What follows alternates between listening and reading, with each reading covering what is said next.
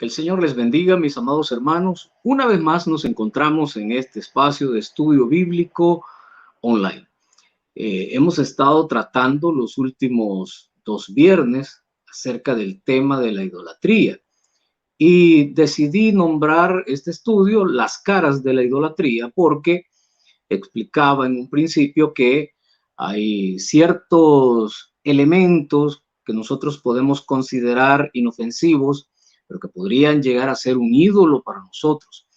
La idolatría se ha manifestado de diferentes maneras, desde la antigüedad hasta nuestros días, hasta nuestro tiempo.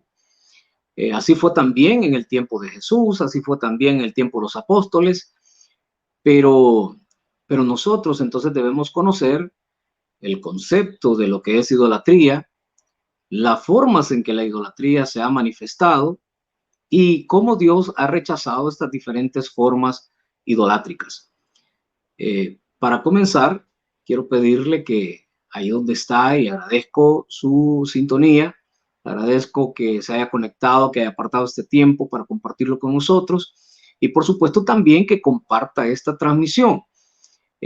Nuestras redes sociales son Instagram, estamos en Instagram, en Facebook y en YouTube.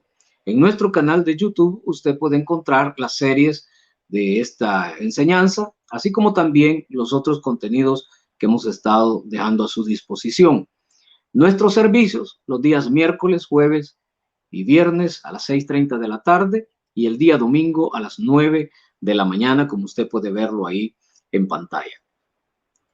Quiero pedirle que ahí donde está, inclina su rostro, vamos a orar al Señor y vamos a pedirle que Él nos guíe y que Él prepare nuestros corazones para recibir su palabra como debe ser.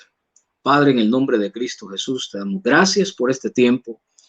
Te damos gracias, Señor, porque tú llegarás a nuestras vidas, tocarás nuestros corazones, nuestra mente y nuestro intelecto a través de tu Espíritu Santo y traerás iluminación, Señor, oh Dios, a aquel que todavía no ha percibido la importancia de conocer el riesgo de la idolatría en nuestras vidas, de permitir la idolatría en nuestras vidas, así como también tú consolidarás a todos aquellos que hemos creído, Señor, que abandonar cualquier forma de idolatría es tu deseo en tu corazón y en tu mente. Abandonar cualquier forma de idolatría en nuestra vida coincide, Señor, oh Dios, con tu deseo de ser nuestro único y suficiente Señor y Salvador. En el nombre de Jesús, te damos las gracias esta tarde. Quédate con nosotros. Amén y amén. Bueno, amado hermano, como le explicaba, a través de la historia hemos podido ver las diferentes maneras en que Dios ha tratado esto de la idolatría. En un principio tratamos de hacer una definición y dijimos que la definición actualizada en nuestro diccionario, en cualquier diccionario que usted lo busque, la definición de un ídolo es que es la persona o el objeto que ocupa el lugar que Dios debería ocupar en nuestras vidas. Número uno. Número dos, es la persona, el ser o el objeto a quien se le rinde culto.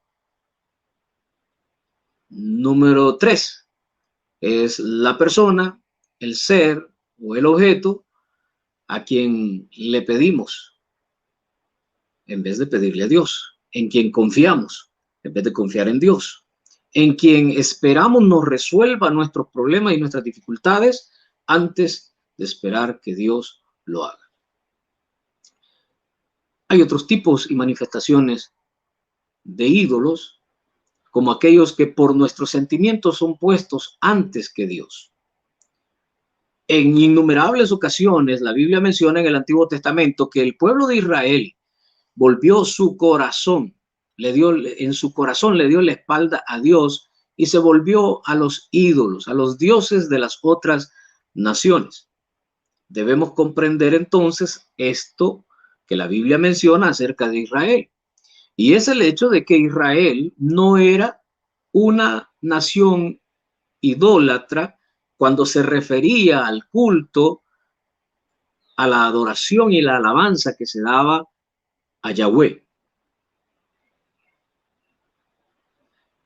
Dios había prohibido enfáticamente que se hiciera imagen y semejanza de él, ya que cuando leemos Éxodo 20, en la ley que Dios le da a Moisés para el pueblo de Israel, en el versículo 3 dice, no tendrás dioses ajenos delante de mí. Y esa es una situación. Ese es un punto. Pero el siguiente, el número 4, el versículo 4 dice, no te harás imagen ni ninguna semejanza de lo que esté arriba en el cielo, ni abajo en la tierra, ni en las aguas debajo de la tierra. No te inclinarás a ellas, ni las honrarás, porque yo soy Jehová tu Dios fuerte, celoso, que visito la maldad de los padres sobre los hijos hasta la tercera y cuarta generación de los que me aborrecen.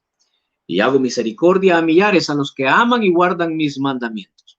Ahora, debemos comprender un principio claro en estos versos. Número uno es que Dios no quiere, o Dios no se agrada de que usted o yo tengamos otro Dios fuera de él.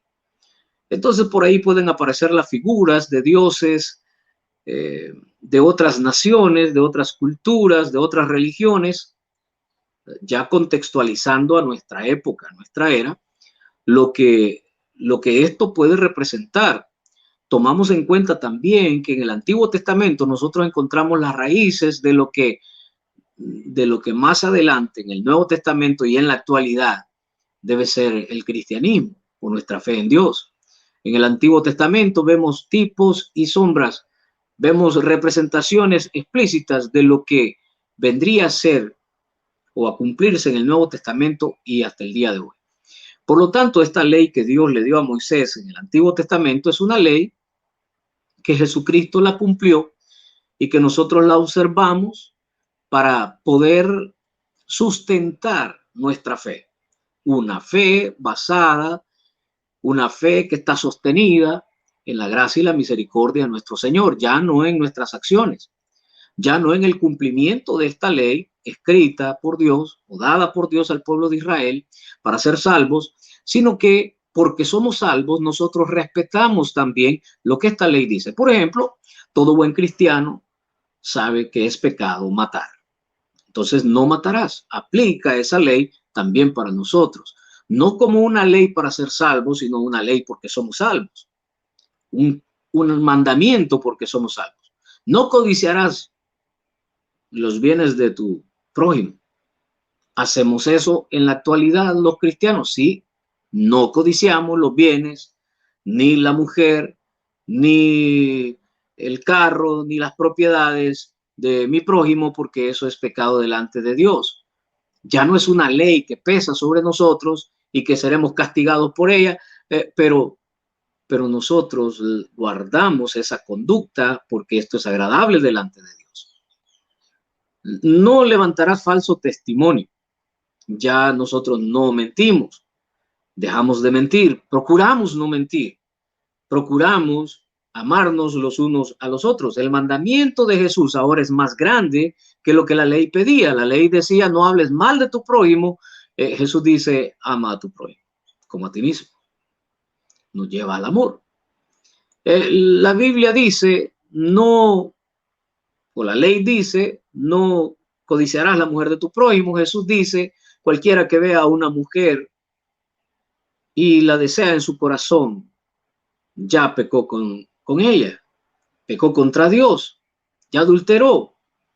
Jesús lleva a una dimensión más grande este tema de la ley con respecto a lo que nos atañe en este estudio, respecto a la idolatría. Estos versículos de Éxodo capítulo 20, versículos 3 y 4, creo que Jesús lo resume muy bien cuando dice, amarás al Señor tu Dios con todo tu corazón, con todas tus fuerzas, con toda tu mente y con toda tu alma. Amar a Dios sobre todas las cosas, entonces implica que yo no tendré dioses ajenos delante de Él. Amar a Dios sobre todas las cosas implica que yo seré obediente a su mandato, a no hacer imagen ni ninguna semejanza de lo que está en el cielo, o sea, donde está Dios, ni lo que está abajo en la tierra, o sea, ningún ser humano, ningún hombre, ningún animal, ninguna bestia del campo, ni ningún ave, ni en las aguas debajo de la tierra, o sea, ni un delfín, ni una ballena, nada, ni nada que está en el cielo, allá donde está Dios, ni ángeles, ni arcángeles, ni querubines, ni Dios mismo, ni Jesús, ni imagen de ellos, ni imagen de nadie que está en la tierra, ni debajo de la tierra, ni que estén en las aguas. En otras palabras, estamos hablando de que Dios prohíbe la representación gráfica, visible, la representación tangible de algo que nosotros consideremos que es divino o de alguien que nosotros consideremos que es divino. Partiendo de ahí, entonces podremos comprender lo que los apóstoles enseñaron a la iglesia en el Nuevo Testamento. En primer lugar, los apóstoles siguieron enseñando que la iglesia debía alejarse de los ídolos, de los dioses ajenos, de los dioses que no eran Dios. Y, por ejemplo, encontramos en Primera de Corintios, la primera carta de Corintios, o la primera carta del apóstol Pablo a la iglesia en Corinto, capítulo 10, versículo 14, que dice, por tanto, amados míos, huid de la idolatría. Y usted puede decir, pastor, quizás usted está sacando de contexto ese versículo. No, si usted lee el contexto, es decir, los versículos anteriores y los versículos posteriores, usted se dará cuenta que Pablo está haciendo una remembranza acerca de el corazón idólatra que tuvieron los antepasados, sus antepasados, y cómo le dieron la espalda a Dios en diferentes momentos, cómo se atrevieron y se osaron o fueron osados de tal manera que tentaron a Dios con sus pecados de idolatría. Y Pablo hace entonces la aseveración y le dice, por tanto, amados míos, huid de la idolatría, en cualquiera de las formas que se presente, en cualquiera de las formas que nosotros la percibamos, tomando en cuenta el concepto de idolatría o de ídolo, tomando en cuenta el mandato de Dios a Israel, tomando en cuenta el juicio que Dios trajo sobre la nación de Israel cuando se desviaron y le dieron la espalda y trataron de ir en pos de otros dioses, y también introdujeron a la casa del Señor imágenes talladas de estos dioses o de estos ídolos. Fíjese bien, es que hubo un momento en el tiempo de Israel cuando usted, si tiene mucha curiosidad, lea los dos libros, el primero y segundo libro de Samuel, el primero y segundo libro de Reyes, y usted encontrará ahí que hubo reyes en Israel que realmente se desenfocaron. Hubo algunos que hicieron tallas o hicieron figuras en madera o en piedra de dioses como Acera, una representación femenina de este dios, y los introdujeron a la casa de Dios, los pusieron ahí. Alguien que no era Dios, alguien que no merecía culto o adoración, alguien que no era una divinidad, fue puesta en el lugar donde solamente Dios tenía espacio. O algunos reyes se arrepintieron, algunos reyes recapacitaron, otros tuvieron que morir para que sus hijos viniesen y derribaran esos altares y esas imágenes, destruyeran esas imágenes que ellos habían tallado.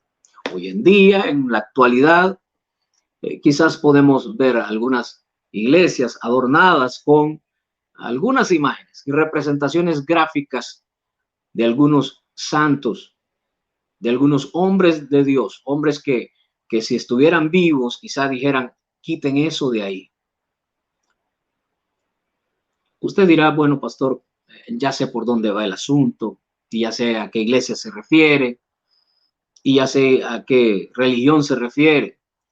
Pero ellos no son idólatras, ¿sí? Su doctrina dice que la idolatría es castigada por Dios. pero ellos consideran idolatría solamente la figura como la consideraba Israel. La idolatría la consideran en el sentido de la adoración a otros dioses, por ejemplo, a Buda o algunas representaciones de dioses hindúes, que son muchos, cientos o miles, y eso dice, eso es idolatría, adorar a esos dioses. Pero estas figuras que tenemos acá, nosotros no las adoramos, nosotros las tenemos ahí porque los honramos, bueno, y usan una serie de palabras queriendo desviar el verdadero propósito por lo cual esas figuras y esas imágenes, esas tallas, esos muñecos están ahí. Déjeme decirle que cuando una persona es considerada para santificarlo, para que sea un santo, ellos dicen lo vamos a elevar a los altares. Hay un solo altar que Dios reconoce y es el altar de adoración a Él.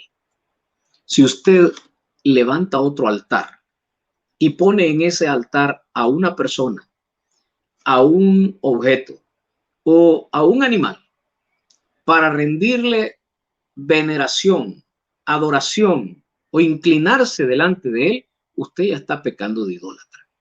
Eso es lo que nos dice la ley. Eso dice la ley. No te inclinarás a ellas ni las honrarás en ninguna manera. ¿Qué es honrar? Honrar es darles un lugar y un privilegio que no les corresponde porque no son Dios. Y el Señor lo especifica y dice, porque yo soy Jehová tu Dios, fuerte y celoso. Entonces, cuando Pablo le dice a los corintios, huir de la idolatría, le está diciendo, salgan de toda esa forma pagana, porque Pablo está enardecido porque ve que en algunas ciudades como en Atenas, por ejemplo, la ciudad entera está llena de ídolos, de dioses que no son Dios. Y en ese contexto, Pablo le habla a la iglesia en Corinto y le dice, mire, no vayan a caer en ese pecado de irse atrás de otros ídolos o de otros dioses. Mas, sin embargo, debemos nosotros también considerar que ninguna imagen, ninguna escultura, ninguna forma a quien usted le rinda adoración, se incline delante de ella, la venere y la honre, ninguna de esas cosas son agradables delante de Dios. Se podrá decir cualquier cosa, pero la Biblia misma describe qué es un ídolo, lo describe. Y en la carta a los romanos, el apóstol Pablo lo dice de la siguiente manera. Dice, y cambiaron la gloria del Dios incorruptible, cambiaron la gloria del Dios incorruptible. La gloria del Dios incorruptible es esa gloria divina.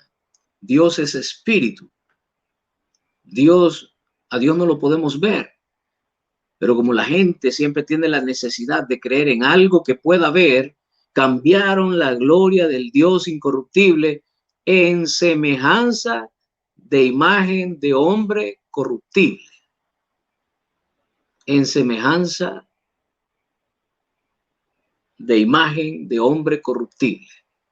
Ahora dígame usted, ¿quién ha visto a Dios? ¿Por qué pintan a Dios como lo pintan? ¿Por qué pintan al Padre como lo pintan? ¿Por qué pintan a Jesús como lo pintan? No tenemos esa evidencia. Por eso es que Cristo vino en el momento justo de la historia. Un momento justo en el que no estábamos tan atrasados como seres humanos, pero no estábamos tan adelantados como hoy para haber tenido la capacidad de tomarnos una selfie con Jesús. Usted me dirá, bueno, pastor, pero entonces quiere decir que no puedo tomarme yo también una fotografía y tenerla ahí en un cuadro. Sí, usted puede hacer eso, no hay problema. Es que el problema está en cuando usted ya ve esa fotografía y se pone a hablar con esa fotografía. El problema está cuando usted ve esa fotografía y empieza a pedirle a esa fotografía. El problema está cuando ya no basta con que usted ve y recuerda a su tío, a su papá, a su primo, a su esposo, a su esposa, a su hijo, que ya no está entre nosotros, y usted porque cree que su papá, su tío, su hijo o alguien, pariente suyo que murió y está en esa fotografía, usted cree que está en el cielo, usted viene y habla con esa fotografía creyendo que le oye, cuando ya no le oye, creyendo que le puede pedir, porque como está allá en el cielo, cerquita de Dios, él puede acercarse a Dios e interceder por usted. Eso ya es pecado de idolatría, porque entonces está dejando de lado la omnisciencia de Dios. Mira, hay tres cosas que usted debe considerar cuando trata este tema de la idolatría. Número uno, es que Dios es omnisciente, es decir, no necesita que nadie le recuerde, no necesita que nadie venga a decirle, Señor, mira, acuérdate de fulano de tal.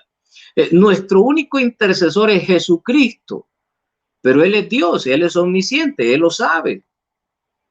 Porque de repente, como objetamos el hecho de que los santos o aún María no tienen capacidad de llegar a Dios y que no son ellos los que hacen los milagros, pues entonces dice la gente, sí, pero es que les pedimos a ellos para que ellos intercedan por nosotros con Jesús. La Biblia es clara, dice, no hay otro mediador entre Dios y los hombres que Jesucristo.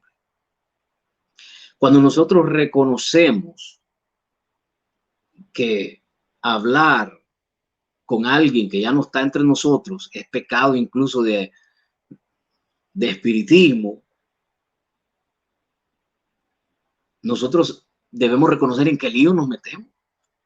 Mire, es que yo soy tan así, y lo voy a decir por mí, yo soy tan cuidadoso de esto, que o sea, yo sé qué día cumplió años mi abuelito, pero él ya murió, él ya no sigue cumpliendo años. Ya no puedo felicitarlo, ya no puedo darle un abrazo. Ya no puedo decirle, mira, te mando este abrazo hasta el cielo. No, no puede ser, pero ahora eso soy yo tengo convicción de esto. Yo tengo convicción de lo que a Dios le agrada y lo que a Dios no le agrada. Y por eso he llamado a este estudio las caras de la idolatría, porque de repente podemos estar convirtiendo a un ser amado, a un ser querido, en un ídolo. Y tenemos ahí su fotografía como que es un altar. Y entonces le ponemos incienso, le ponemos velas aromáticas.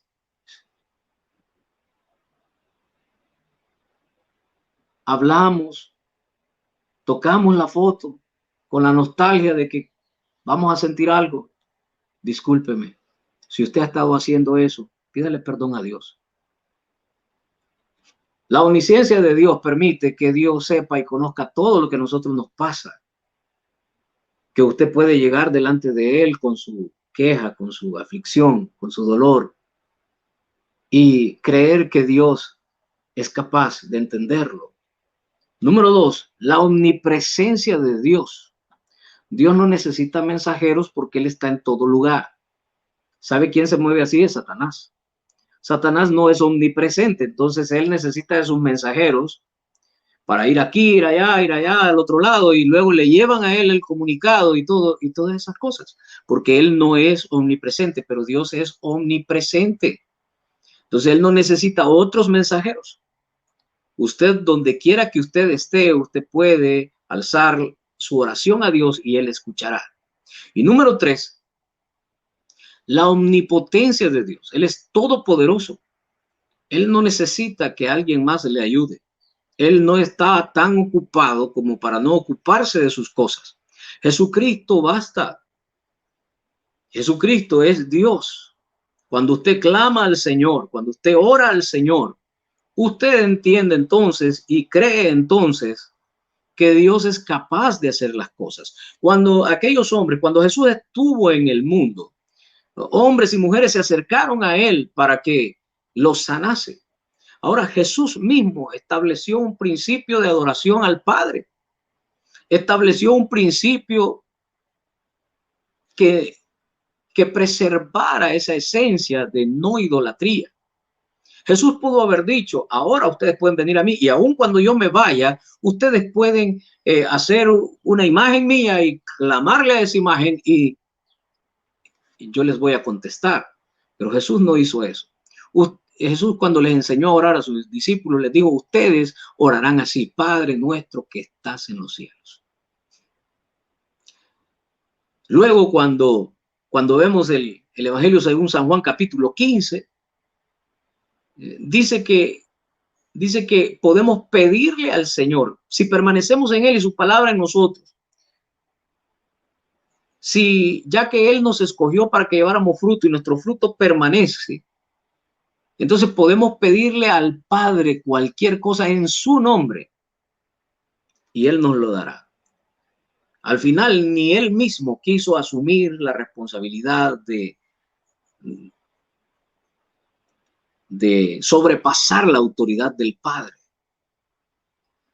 Por eso nosotros, cuando oramos, le pedimos al Padre en el nombre de Jesús, sabiendo que el Padre, a través del Espíritu Santo, hará lo que nosotros necesitamos que haga. ¿Podemos orarle a Jesús? Sí, podemos orarle a Jesús. ¿Podemos en el culto exaltar el nombre de Jesús? Sí, podemos exaltar el nombre de Jesús. ¿Podemos exaltar también el nombre al Espíritu Santo? Sí, podemos exaltar al Espíritu Santo. Pero entonces, pastor, ¿eso cómo es? Porque estaríamos exaltando a alguien que no. Sí, no. Jesús es Dios, el Espíritu Santo es Dios, el Padre es Dios, es la Trinidad, nuestra deidad. El apóstol Pablo dice que en algún tiempo las personas o los creyentes fueron prisioneros, fueron esclavos de otros dioses. Vea lo que dice Gálatas capítulo 4, versículo 8. Ciertamente en otro tiempo, no conociendo a Dios, servías a los que por naturaleza no son dioses. ¿Quiénes son los que por naturaleza no son dioses? Todos aquellos que no son el Padre, el Hijo o el Espíritu Santo. Todos aquellos que no son Yahweh. Todos aquellos que no son Dios, nuestro Dios, el Dios de Abraham, el Dios de Isaac, el Dios de Jacob, el Dios de Israel. Por naturaleza, ningún hombre, ninguna mujer, ninguna criatura, ningún objeto, nada es Dios. Nada de eso son dioses. Por lo tanto, no debemos adorarlos, no debemos honrarlos, no debemos venerarlos, no debemos arrodillarnos delante de ellos, ni debemos pedirles nada, porque nada son y nada pueden hacer. Primera de Corintios capítulo 6, versículo 9. Primera de Corintios versículo 6, versículo 9. Dice: ¿no sabéis que los injustos no heredarán el reino de Dios? No erréis, ni los fornicarios, ni los idólatras, ni los adúlteros, ni los afeminados, ni los que se echan con varones. En medio de esta lista de pecados que pueden escandalizar a las personas, también está el pecado de la idolatría, en las diferentes formas o manifestaciones, como ya lo hemos mencionado antes. Hechos capítulo 17, versículo 29 dice: siendo pues linaje de Dios, y esto es bien importante, porque aquí hay otro principio que podemos considerar para ver la idolatría en nuestro tiempo. Siendo pues linaje de Dios, no debemos pensar que la divinidad sea semejante a oro o plata o piedra, escultura de arte y de imaginación de hombres. Siendo pues linaje de Dios, siendo pues hijos de Dios, ¿qué es lo que dice San Juan capítulo 1, versículo 11? A los suyos vino y los suyos no le recibieron. Y agrega: mas a los que le recibieron, a los que creen en su nombre, les ha dado potestad de ser hechos hijos de Dios. Todos los que rechazan el mensaje de salvación a través de la obra redentora de Jesucristo están rechazando el derecho y el privilegio de ser hijos de Dios. Por lo tanto, son parte de la creación de Dios, pero no son hijos de Dios. Siendo pues linaje de Dios, no debemos pensar que la divinidad, ¿quién es nuestra divinidad? Veamos ahí. en los comentarios. ¿Quién es nuestra divinidad? Dios, Dios Padre, Dios Hijo, Dios Espíritu Santo. Esa es nuestra divinidad. No debemos pensar que la divinidad sea semejante a oro. Entonces, aunque la imagen, aunque la escultura de arte, aunque la pintura sea un óleo de Miguel Ángel o, o algo elaborado artísticamente por alguno de esos grandes escultores de la historia y tenga un valor monetario exagerado, esa divinidad o esa representación no es agradable delante de Dios, porque como hijos y como linaje de Dios no debemos pensar que la divinidad sea semejante a oro. Estamos muy equivocados. Si somos hijos de Dios, no debemos pensar en hacer una semejanza de la divinidad, sea esta de oro o plata o piedra o escultura de arte o de imaginación de hombres. Ahora usted no puede negar que en función y en base a esta escritura podemos encontrar elementos suficientes para decir que ninguna imagen de Dios en nuestro tiempo, ninguna figura que represente a Dios en nuestro tiempo, que represente a Jesucristo en este tiempo o al Espíritu Santo, es digna de ser adorada, porque esto es idolatría delante de Dios. Ahora, a esto sumémosle el hecho que hay seres que por naturaleza no son dioses, como por ejemplo María, la madre de Jesús, los apóstoles, algunos ángeles y arcángeles, no son dioses. Ellos son seres humanos especiales, usados por Dios, que tuvieron un momento en la historia de la humanidad para impactar nuestras vidas, para ser usados como vaso, como recipiente, como un instrumento en la mano del Señor. Cumplieron su función, murieron y esperan la resurrección de los muertos. Y aunque muchas veces decimos, está en la presencia del Señor, debemos saber que no están aún sentados al lado del trono del Señor. Aún la iglesia, que es la reina que va a estar ahí, junto con el Rey de Reyes y Señor de Señores, así como lo relatan los salmos, que está el trono de Dios, está el trono de Jesucristo y su reina a un lado, que no es María, es la iglesia. Es la iglesia la que va a reinar con Jesucristo.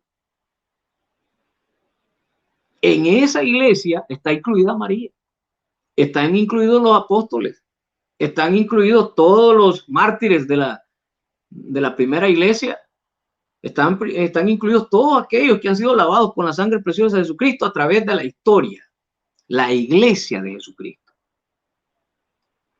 Aquellos que no se han postrado delante de imágenes representativas de hombres, de mujeres o de seres que no son Dios,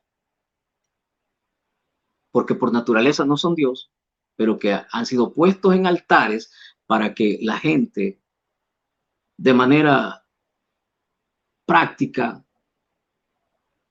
y de una manera muy fraudulenta han penetrado en sus mentes para que ellos lleven adoración a estas personas o a estas imágenes.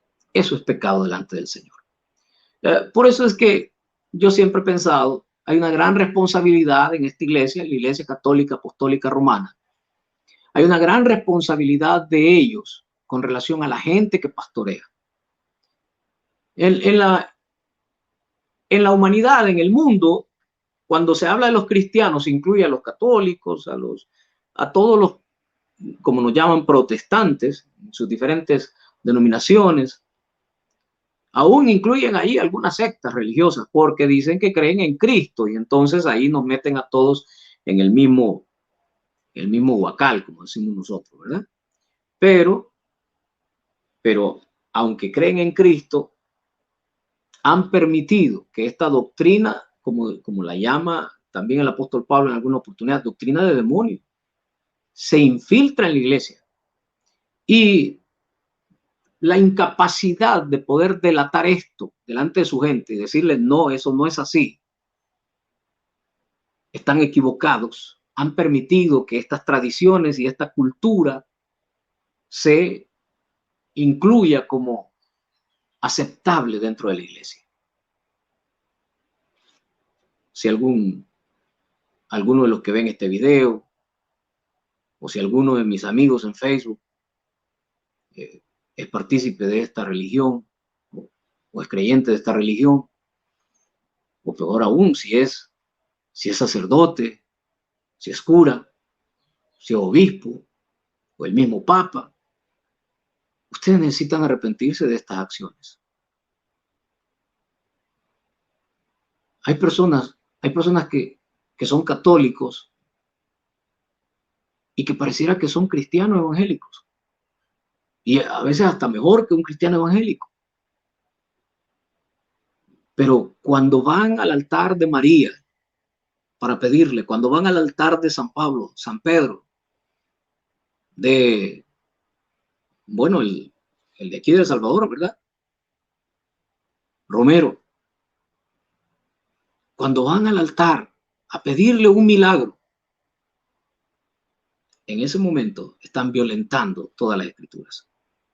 Nosotros no podemos creer solo en el Antiguo Testamento o solo en el Nuevo Testamento. Y por eso es que estoy presentando esta visión panorámica de toda la escritura, comenzando en la ley y en el cumplimiento de la ley, hasta llegar a la culminación de los tiempos. En Apocalipsis, Apocalipsis capítulo 9, versículo 20, dice lo siguiente. Y los otros hombres que no fueron muertos con estas plagas, estamos hablando del tiempo en el que en la tierra se desatan las plagas de juicio de Dios contra la humanidad, contra los que han quedado aquí en la tierra después de que la iglesia ha sido arrebatada. Y los otros hombres que no fueron muertos con estas plagas, ni aún así se arrepintieron. Fíjese bien, fíjese lo que menciona. No se arrepintieron de las obras de sus manos, ni dejaron de adorar a los demonios. Porque, ¿sabe usted que hay lugares en donde hay altares a la muerte? ¿Sabe usted que hay lugares en donde se adora a la Santa Muerte? ¿Y quién le ha dicho a usted eso? ¿De dónde sacaron esto? Estaba oyendo por ahí un día de esto la historia del santo ahorcado, algo así. Y que fue alguien que estaba ahorcado y que alguien le pidió, se acercó a él, le pidió un milagro. Aparentemente el milagro se realizó porque es que se le había perdido no sé quién o no sé qué y apareció. Y entonces bajó al ahorcado, lo sentó por ahí y puso, en vez de enterrarlo, puso unas piedras sobre él. Y ahora los que hacen ese peregrinaje para ir a ese lugar donde está el santo ahorcado, pues simplemente van poniendo piedras sobre él y el requisito es que lleven una piedra. Y ahí está el gran monumento de piedra.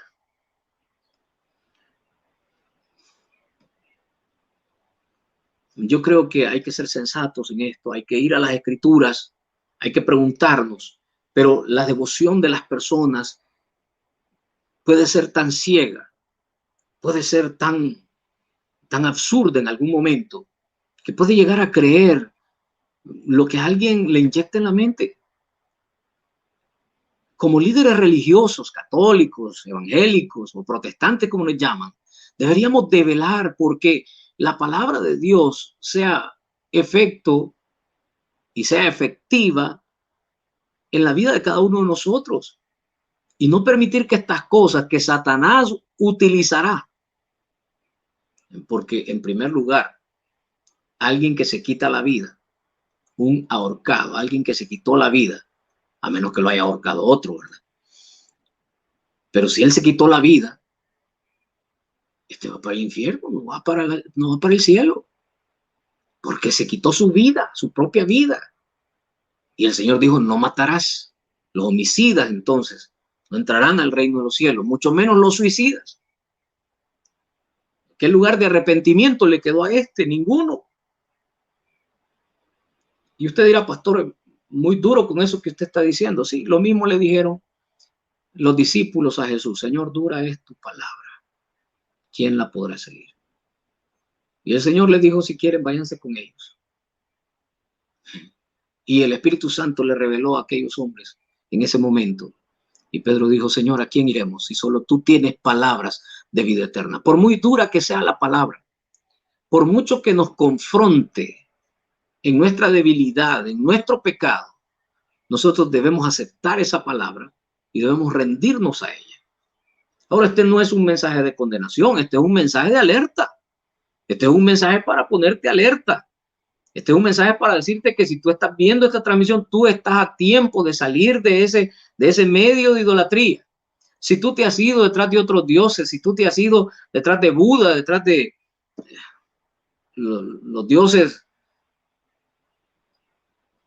hindúes u otro tipo de dioses culturalmente aceptados en otros lugares, tú estás a tiempo de regresar y honrar al único y verdadero Dios, que no necesita una representación gráfica, no necesita ilustrarse, no necesita una imagen, no necesita que tú te imagines cómo podría ser Dios y así lo voy a plantear, así lo voy a ver.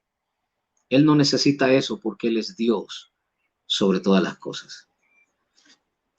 No se arrepintieron de las obras de sus manos, ni dejaron de adorar a los demonios y a las imágenes de oro, de plata, de bronce, de piedra y de madera, las cuales, ponga atención, las cuales no pueden ver, ni oír, ni andar. Yo te pido a ti que tomes en cuenta esta escritura y la próxima vez que estés frente a una imagen, notes que llena estas características.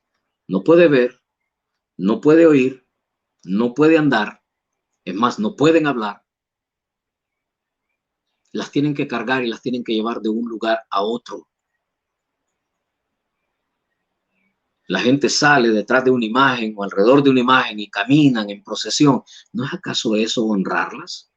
¿No es acaso eso venerarlas? ¿No es acaso eso hacerle un culto? ¿No es acaso eso rendirle honor a quien no es Dios?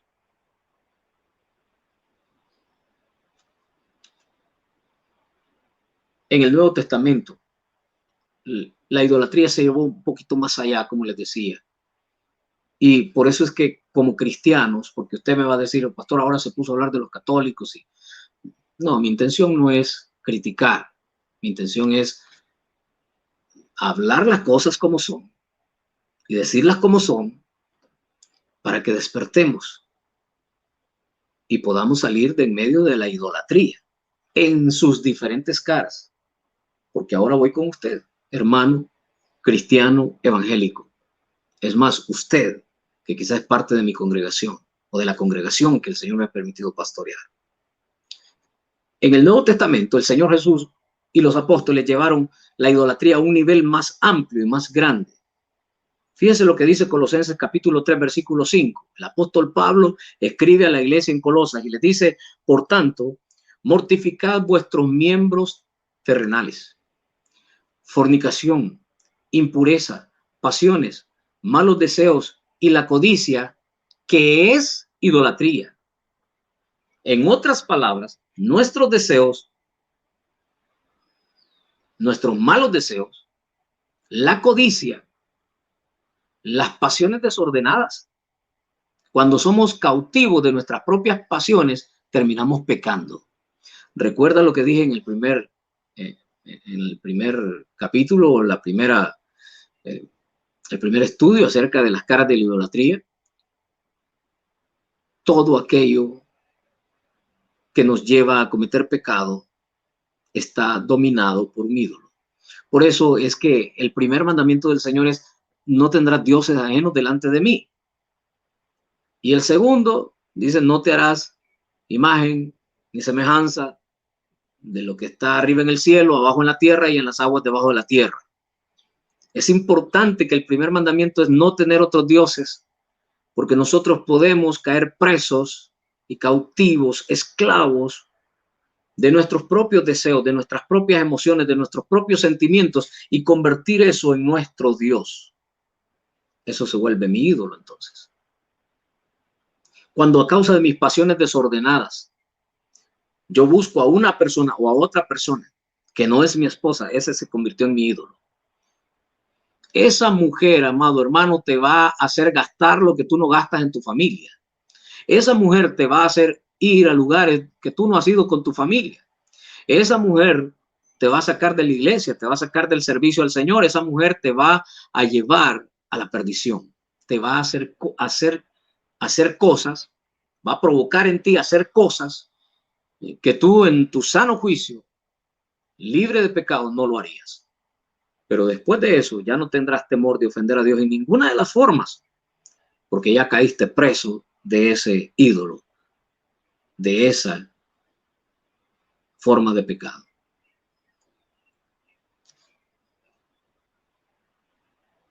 Pablo en la carta a los Efesios, en capítulo 5, versículo 5, dice: tened por cierto que ningún fornicario o impuro o codicioso, que es como ser idólatra, participará en el reino de Cristo y de Dios. El tema, por ejemplo, de la codicia es comparado también con la idolatría, porque la codicia está asociada con no codiciarás. ¿Recuerda el mandamiento? No codiciarás ni los bienes, ni el animal, ni la mujer de tu prójimo. La codicia tiene que ver también con el dinero, con el amor al dinero. Y la Biblia establece que el amor al dinero es la raíz de todos los males. La idolatría hoy en día puede representarse de diferentes maneras. Y no solo las formas tradicionales religiosas que conocemos, sino también esas cosas cotidianas, esas cosas que están muy cercanas a nuestro corazón. Un hijo, una hija puede convertirse en tu Dios. ¿Y por qué ella no viene a la iglesia, hermano? No, es que fíjese, como mi hijo o mi hija, es el único día que puedo verlo. ¿Y por qué no vienen juntos a la iglesia? Ah, es que él no quiere venir, fíjese. Entonces, así como aquel corito, ¿verdad? ¿Dónde está tu Dios? La Biblia dice que ahí donde está nuestro tesoro, ahí está también nuestro corazón. ¿A quién amas tú? Bueno, hijo, usted no quiere ir a la iglesia, ha venido de lejos a verme, yo lo entiendo, pero usted no quiere ir a la iglesia, discúlpeme estas 2 horas y después le dedico el resto del tiempo. Ah, papá, ya ves, por eso no te visito. Esa es rebeldía del corazón. Ore para que su hijo se arrepienta. Doble rodillas para que su hijo no sirva de piedra de tropiezo. Ah, es que fíjense que me quedé lavando el carro, pastor. ¿El carro se volvió tu ídolo entonces? Ahora le das el primer lugar al carro. La Biblia dice que no dejemos de congregarnos como algunos tienen por costumbre. La Biblia dice que en la comunión, en el vivir, en el convivir juntos, ahí envía Jehová bendición y vida eterna. Queremos la bendición de Dios, pero cuando Dios nos bendice, entonces nos olvidamos de Él porque vamos en pos de la bendición y no de quien nos bendijo. Pablo va al fondo, es concreto. Jesús fue al fondo, fue concreto. Todo codicioso al dinero, todo avaro, todo amor al dinero es la raíz de los males de la persona. Todo el amor a las cosas materiales. Es que fíjese, pastor, que es que tengo que abrir. Domingo tengo que abrir el negocio porque no vendí nada en toda la semana. ¿Y quién te dijo que el domingo ibas a vender más? A lo mejor abriste, te fue bien, pero esa fue la trampa de Satanás. ¿De qué le sirve al hombre si ganara el mundo entero, pero perdiera su alma? Un idólatra, un ídolo, es cuando se establece algo o alguien en el corazón en lugar de Dios.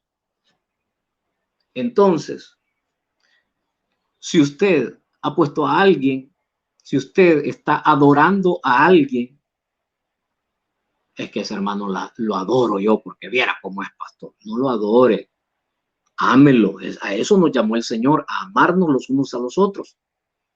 Es que viera cómo adoro a mi mamá, a mi papá. Ámelo con todo su corazón y hónrelo. Mientras está vivo, hónrelo.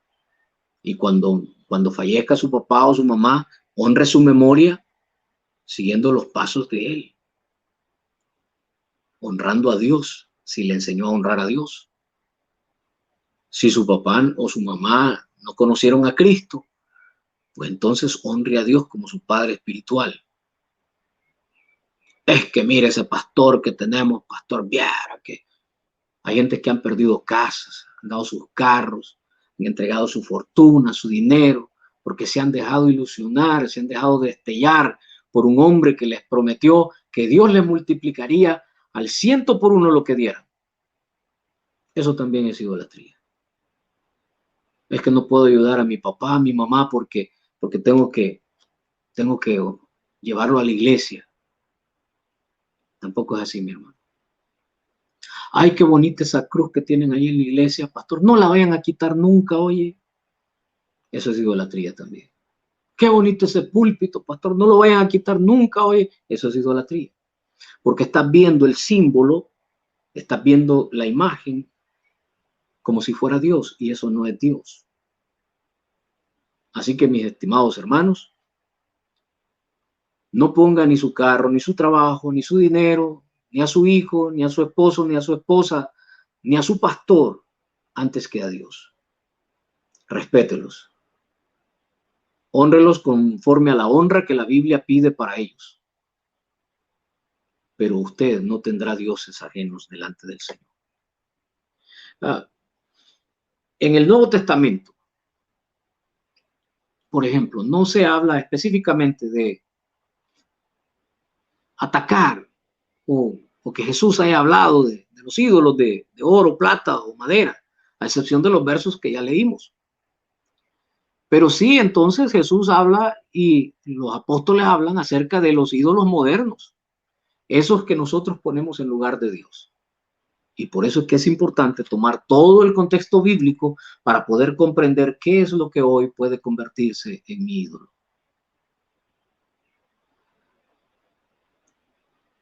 No pretendemos justificar ninguna práctica idolátrica. Y no pretendemos condenar a ninguna persona con esto que acabamos de hablar o decir. Nuestra intención es que a través de las escrituras y a través de este comentario, usted pueda comprender si ha estado actuando mal, si ha estado errando o si ha estado cayendo en la trampa de Satanás. Pastor, yo le puse esa cadenita al niño porque dicen que así no le hacen ojo. Eso es amuletos. También es idolatría. Pastor, es que mire, es que viera cómo quedé en diciembre, pastor, quedé arruinado porque como tuve que comprar el árbol, tuve que poner las luces, eso es idolatría. Estás cambiando las prioridades de las cosas. Estás estableciendo prioridades que no son. Al Señor tu Dios adorarás y solo a Él servirás. Fue el mandamiento de nuestro Señor Jesucristo y del contexto bíblico. Mi estimado hermano, en el nombre de Jesucristo, yo te pido que sigas escudriñando las Escrituras. Hay una infinidad de versículos.